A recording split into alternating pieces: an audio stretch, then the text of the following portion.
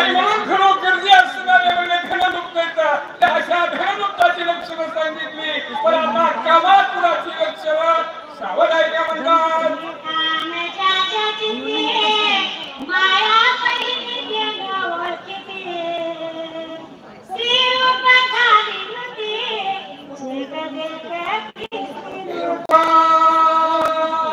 आणि म्हणून जे शिवरूप झालेले आहेत त्याची काम असमानतेच्या ठिकाणी असणारी आणि त्या ठिकाणची असणारी आहे असे शिवरूप झालेली असतात.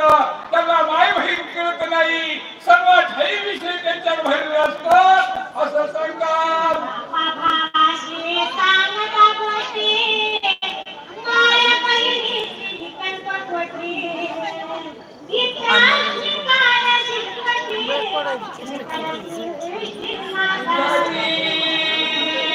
आणि म्हणून खरोखर माय बहिणीशी सांगता गोष्टी बहीण भावंड असतील, भाऊ बहीण बोलत असतील, हिंदू बोलत असतील, वडील मुलगी असत हिंदू बोलत असतील, काय बोलतात पप्पा असं त्या ठिकाणी त्याच्या मनामध्ये विकल्प येतो.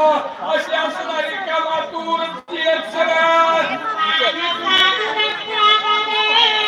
झाली सेवा रामचंद्र करून सेवा पुनर्या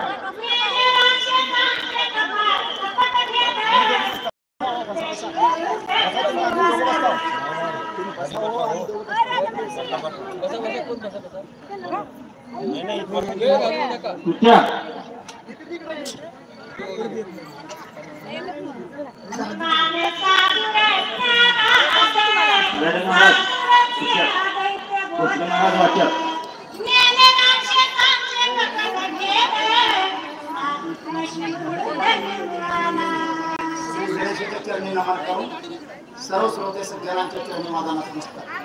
सद्गुरु पांडुरंग परमात्माचे चरणी माझा नमन, प्रभू रामचंद्राचे चरणी माझा साष्टांग नमन. हनुमंतराय साधू होता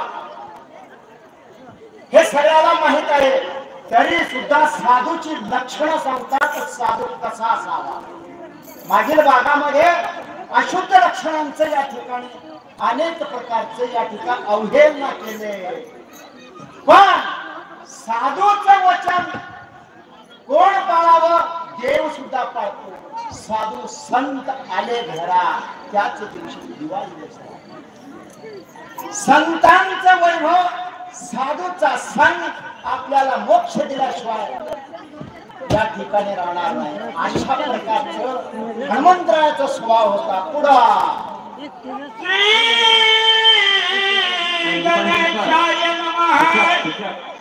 श्री प्रभु रामचंद्राय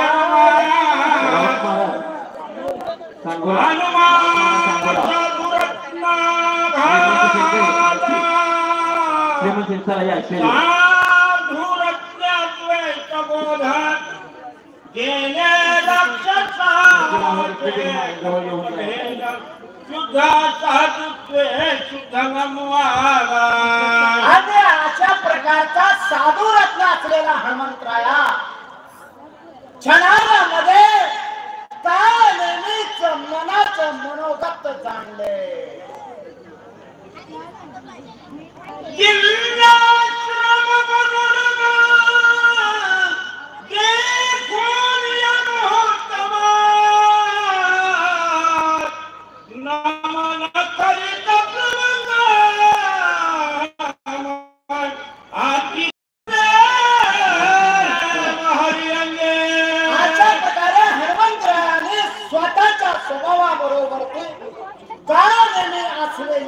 स्वभावाचं तुलना केले.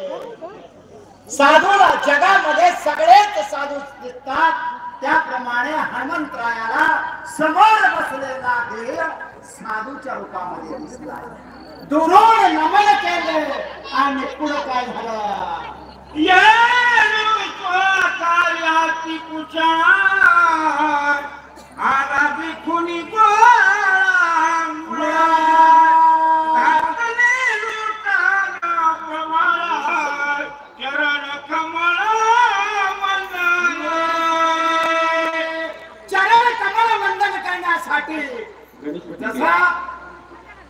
पंढरपूर क्षेत्रामध्ये गेल्यानंतर चंद्र